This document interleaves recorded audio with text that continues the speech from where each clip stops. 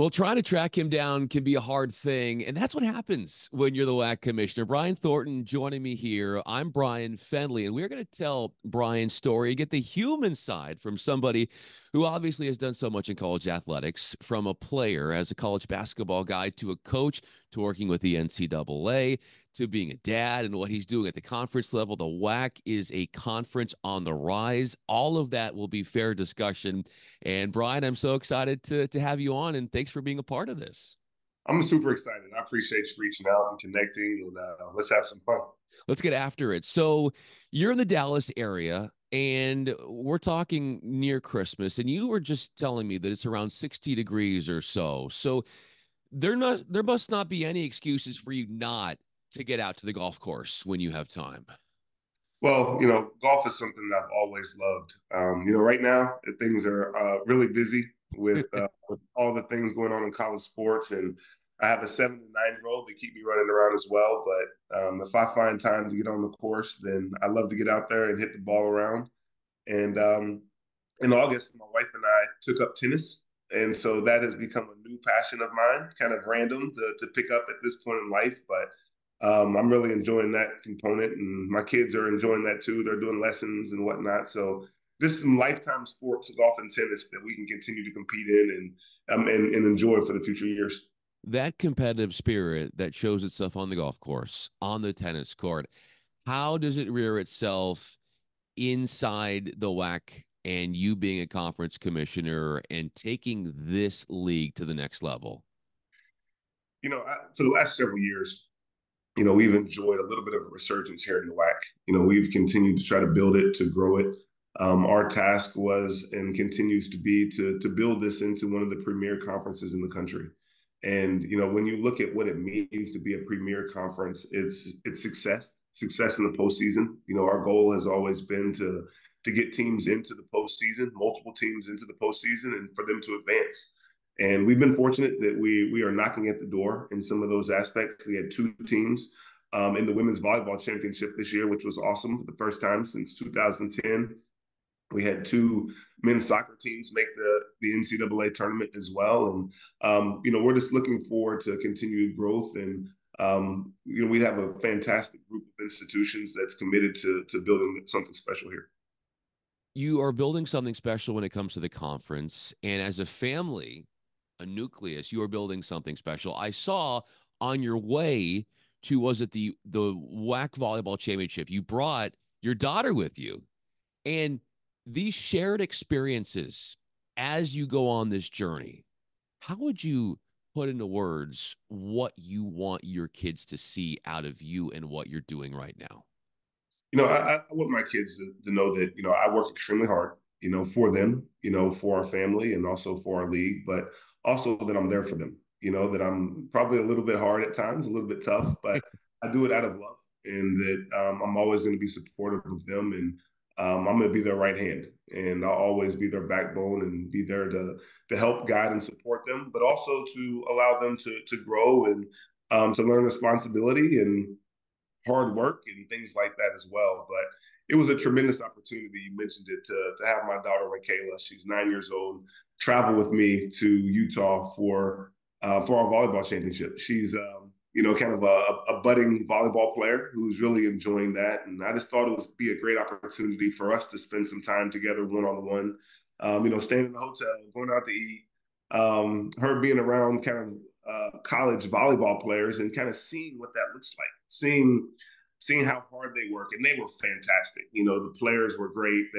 They brought her in, they let her pass and bump and stretch with them, took her in the locker room. So ever since then, it's created a little bit of urgency, even in a 9 year old, that she always wants to practice because she saw what that looks like. When she has that drive to want to continue to practice, knowing that she knows what you did as a college basketball player, how much of what she sees from you and has heard from you and has watched from you as a college basketball player is this idea of, I got to prove to dad that I'm going to follow in his footsteps when it comes to college athletics? Time will tell. Our family is a family that loves athletics. Obviously, I was fortunate to be a pretty good college basketball player at both Vanderbilt and Xavier, and had a cup of tea overseas as a professional. But my wife also was a Division I student athlete as well. She played field hockey at Indiana University in Bloomington for 4 years. So she might be the most athletic person in our family. She's extremely fast and tenacious, and that has spilled over into the tennis court in recent months. But both of our kids, both our 7 year old and our 9 year old, are very committed to getting better and working. They love sports. We certainly drive them to want to be good and successful, but also to kind of pick their path. They're certainly still young, so our goal is to expose them to a lot of different things, a lot of different sports: tennis, golf, soccer, basketball, volleyball, you name it, lacrosse, even for my son, because sports is something that you can build relationships with. You create a work ethic, and it's just something that you carry on with you the rest of your life, no matter if you play college or professionally, or it just sets you up for really cool things as time goes on. When you see the life that you're providing for your kids and their upbringing, what does it compare and look like to your own when you were that age and you were growing up, and the life that you had, and what the differences are between those two dynamics? It's very different. I grew up in Louisville, Kentucky. My mom is born and raised in Uganda, Africa. And she came to the States when she was 17 years old, to Denver, Colorado, as a foreign exchange student.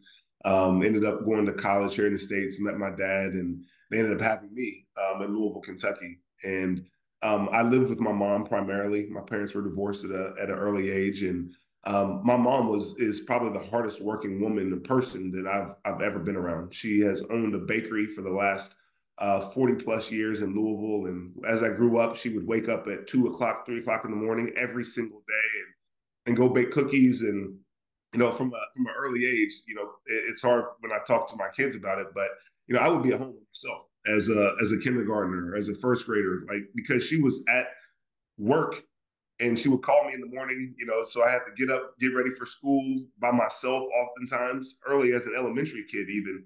And by the time I was in fifth, sixth grade, I was getting myself on the bus and all that stuff by myself. So that certainly built some independence early, and it gave me the ability to fall in love with sports, because I was by myself a lot. And I found community centers and things like that where there was people that poured into me, and I was certainly fortunate. My mom is not a huge sports person, but she's always been supportive of me to follow my passions and follow my dreams. So I've been extremely fortunate and grateful for that. Even though when you were growing up and she was working so many hours, how would she tell you, even when she couldn't be there physically with you, and you were, say, working on your basketball game and you were going to community centers and you were meeting people that way, how would she tell you that she loved you and that she cared for you and she was doing all of this for the family and for you? Yeah, it's interesting. Being from Africa, it's certainly a different dynamic. It more than telling me, she showed me. She showed up. She worked every single day. Like I said, she's the hardest working person I've ever been around. And it's crazy when I tell people that I started playing basketball in fifth grade, and I played all the way into being a professional. I was a college basketball coach for 10 years, and I would say that my mom has probably been to, call it, 10 games that I've ever been a part of, but that was never a problem. There was never a feeling of mine that she didn't support me or that she wasn't there. It was just that she was working hard and she had other things to do. I was certainly fortunate that my stepdad was somebody that has always been a huge part of my life as well. They got married when I was probably 5 years old, and he was a guy who was always there. He was the guy who probably came to more of my games and things like that. And my dad and stepmother as well. They're people that enjoy athletics. My stepmother played basketball at Louisville, and then my dad ran track in college as well. So I got some of my athletic prowess from that side, and a love and desire to pursue it as well. When your mom would go to your games and then you spoke afterwards, what would that conversation be like?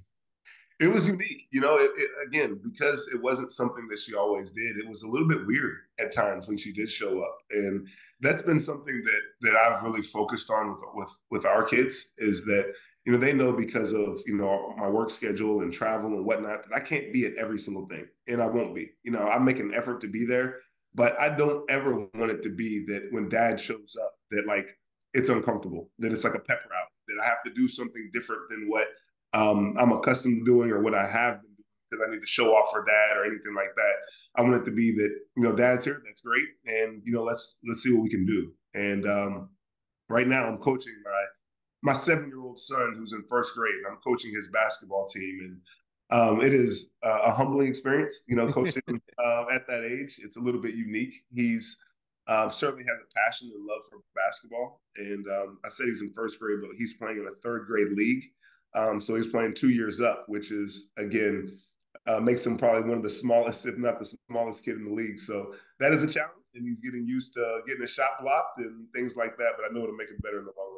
What's the difference between coaching youngsters like that and your son to when you were coaching college basketball? I think focus is probably the biggest thing, and a desire to really work at your craft.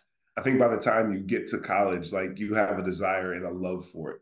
One of a guy that I worked for, James Whitford, who was the head coach at Ball State for many years, who I worked for. One of the things that he told me was they have to love it first. And I think that that's something that parents, across the country, and myself probably at times as well, really forget that like you don't just start working hard at something. Like you have to fall in love with it. And then once you love watching it and screwing around and playing horse and things like that, that over the course of time, then all of a sudden you have a desire to be really good. A passion is created. And then that's when you start working at it day in and day out. But, parents, and again, I'm probably guilty of it to a certain extent. It's like, hey, man, have you shot today? Have you practiced your dribbling? But, they have to love it first because as parents, you can't want it more than they do. That's so well said. And you basically were talking about right there, Brian, how you have to fall in love with the process. Obviously, you want to reap the benefits down the road. To be able to be in that headspace of not just looking at what the destination is, but to really enjoy the grind and the hustle of the day to day. How did you get to really embracing that? I don't know. It's a good question. I think it's just, yeah, I'm a competitive person. I think that people always say that, I'm so competitive. Everybody says that, and every, I just want to win so badly. Again, the next person that you meet that says that they like to lose will be the first person, so, everybody has, has that in them and that desire. But, for me, it's just a want and a desire to be good at whatever it is that I'm doing. Whether it be playing ping pong or playing tennis or being a commissioner. I want to be as good as I can at my craft, and it's something that you have to work at day in and day out. It's like shaving. If you don't focus on it and do a good job of it every day, then eventually you start to look a little bit silly. That is true. And clearly, you've done some shaving recently. So, yeah, I don't think you have to worry about that. Brian Thornton is with me. He's commissioner of the WAC. I'm Bryan Fenley. So, we mentioned you as a player, as a college basketball player. When was the last time you watched back one of your games? I mean, I would probably say it's been years. I haven't watched one of my games in a long, long time. Maybe as time goes on, maybe my kids want to watch it at some point. But right now it's just, we're in the thick of it. We're in the thick of, I always say that my wife and I are unpaid Uber drivers. We're running kids around and obviously, working and trying to do, a good job at, our craft from a professional standpoint. But in terms of watching myself play, that is something I haven't done in many, many years. I probably, one, it's not in high def. So, it's probably a little bit grainy. So it might not be as fun to watch. And two, I might be a little bit disappointed in what I look like out there. Why do you think you're so hard on yourself? Because I went back and on YouTube, and I encourage everybody to do this. Just type in Brian Thornton, Xavier, or college basketball, and there are full games. I'm sure if you haven't looked at these, people have told you they're out there. They're full games of you, where you're dropping 20 plus points and grabbing more than 10 rebounds. So you're having all of these great games and you're still hard on yourself. Why is that? That's a good question. First of all, that's good to know. It's good to know that these games are archived and they're out there on YouTube. Maybe I'll look one up during the Christmas break. Maybe that'll be a film session for my Yes. kids. We'll put that up on the TV, and we'll see what Dad looked like in the early 2000s with the baggy shorts and the big jerseys, and we'll see. We'll have some fun with that for sure. Brian Thornton is with me. I'm Bryan Fenley. As far as what the conference is doing, and you mentioned there is this undying competitive spirit that you have and this will to win. And so much of that comes, as we've been talking about, your background and your desire to succeed as a child and kind of being on your own and understanding that that's the only way. You have to win at life. There is no other option. And then to take that to where you are now, where you are in a place of power and you are reaping the benefits of those, let's just say, actions that you have internally believed in about this competitive drive and this desire to win. When you are thinking about the future of this conference and what you've already done, what is it about your mentality, your mindset, your upbringing that just allows you in this setting to thrive?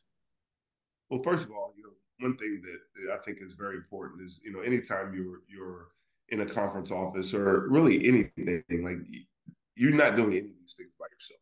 And I'm certainly fortunate that I have a great staff that that cares as well. That they have a drive and a passion as well. And I've been fortunate that I've been able to bring in some people that see things in a similar way, but also people that see things different. You can't have everybody that thinks the exact same way, or else you can find yourself creating some challenges from that standpoint. And we also, when you look at our institutions, we have a very strong group of athletic directors and presidents that are all aligned as well. And I think that anytime that you have success, you have to have alignment. And we've been fortunate that we have a group that sees the ability to utilize athletics as a vehicle to promote and to drive their institutions. And we'll continue to do that, and we'll continue to do things from a conference office standpoint that are innovative and creative, and we'll try to bring ideas and concepts to the table. But ultimately, that's our job, is to bring ideas, concepts to our athletic directors and presidents and allow them to make the decisions. Ultimately, that is their role, and our role is to try to be facilitators and help to put them in the very, very best positions. What's the best thing somebody can say about you as far as validation for your job and what you're doing and that it's a good job as far as a compliment? I think it's that the WAC is in a much better position today than it was 3 years ago. I think that was my goal when I took over. This is my third academic season that we're in right now, and um, I think that again, the WAC is a conference that has a lot of historic cachet. It's still a name that resonates across the country.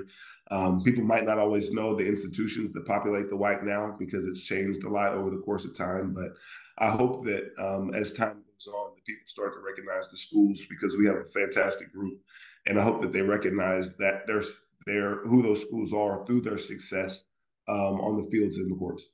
Among these schools, you're visiting them all the time. And people have to realize like you're either driving to these places or you're flying constantly. And we were just talking about before we started this conversation. So last night you drove to Stephen F. Austin. And what is that, a 3 hour drive? Yeah, probably about three and a half. And then you did that in one day. You went back there and then you came back.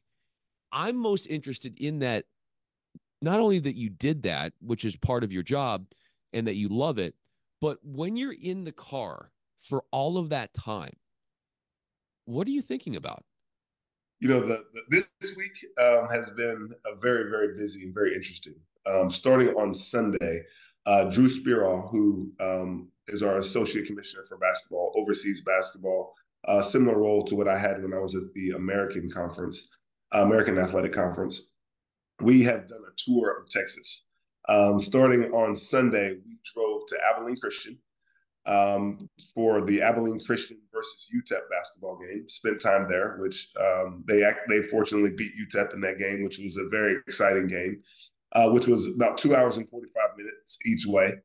Then did some stuff in the office on Tuesday, and then Tuesday evening we drove to Charleston State, which is about 2 hours. We did a back and forth there to watch Charleston State play against Jacksonville State. And then, as you mentioned yesterday, we did Stephen F. Austin back and forth. So collectively, we probably had 12 hours, more than 12 hours of car time, windshield time the last couple of days. But it was just really enjoyable. Doing it with Drew. He's somebody that's really passionate about basketball, and he's done a fantastic job in helping us build our basketball profile here in the WAC. And we spend time talking about what are things that we can do different. What are things that we can continue to do and push the envelope. And I drove the first 2 days. He drove last night. We're sitting in the car and we're watching ESPN Plus games last night. We watched Cal Baptist versus Western Kentucky. And we watched Southern Utah lose on a buzzer beater. Tough loss last night at Montana State. So we're watching those games on our phones in the car, and he's driving, and we're talking about the games, and certainly very passionate about our schools, and hopefully that they can find a way to be successful. How hard is it to, when you watch those games, you're supporting the schools, but then the coach brain, and you're watching these, you should have done this or you could have done this. You probably have this level of, it's an impulse that's always going to be there. You are going to be a coach, and it comes out whether you're coaching your youngsters or your kids, or you've coached in college basketball, but that side of you, it's a fire that will never be extinguished. Yeah, I think you're right. I've been very, very fortunate that I kind of have a 360-degree experience in college athletics. As you mentioned it, I was a student athlete, a transfer student athlete. I coached for 10 years. I worked at the NCAA. I've spent time in administration at the conference level, and now as a commissioner. When I watch games, and it's not just basketball, it could be any game. Like, you're trying to pick up on what's going on. You're trying to figure out like what things can we do to be better. And I certainly am not the Monday morning quarterback, but we have a great group of coaches across the board, across our league, and I know that they're fighting tooth and nail to be successful. So never want to second guess them. But as you're watching the game and somebody makes a bad foul or something like that, it's obviously a challenge because these games are so close. Every game is close, and you want our institution to be successful because you know what that means. You know what success means, and you know how that can propel institutions and individuals to future success. So you always want them to have that level of success. Well, you've had, as we wrap up this conversation, Brian, you've had a high level of success. And one of the notable things I think about you is you are, you've channeled this idea of being yourself, and easier said than done for people. You've done it, whether you have been a player at this different stages of life. That is something that I wanted to make sure we pointed out here. You being yourself, and why people will run to you, and you have created such a warm globe around you as far as your coworkers with the WAC and your family. And you could be out playing tennis or golf. People want to be around you because you have a great positivity. I see, like, for example, like the encouraging messages like on social media that your wife has for you. Like, this is love, and you carry it with you, whether you're working or whether you're with your family. You have this love and you have this undying passion, and it comes out in all areas of your life. And I'm so glad that we got a chance to kind of pry into that passion and learn about it from your beginnings and the influence of your mom and the sacrifices that she made. Fascinating story to where you are now. Brian Thornton, WAC Commissioner. I'm Bryan Fenley. One of these days we got to go play golf. I would love to do that. And you know what? You're a coach in golf too, at least when I'm out there on the course. So one of those days, it would be a lot of fun to do that. I would absolutely love that. And I know that you're a tennis channel guy. So, hopefully at some point I have a goal to go to every major in golf and tennis. That's kind of a bucket list thing for me, is to attend every major. I've been to the Masters and I've been to PGA Championships so far, multiple PGA Championships. So that's a goal that I've set for myself. So I'm looking forward to following those eventually.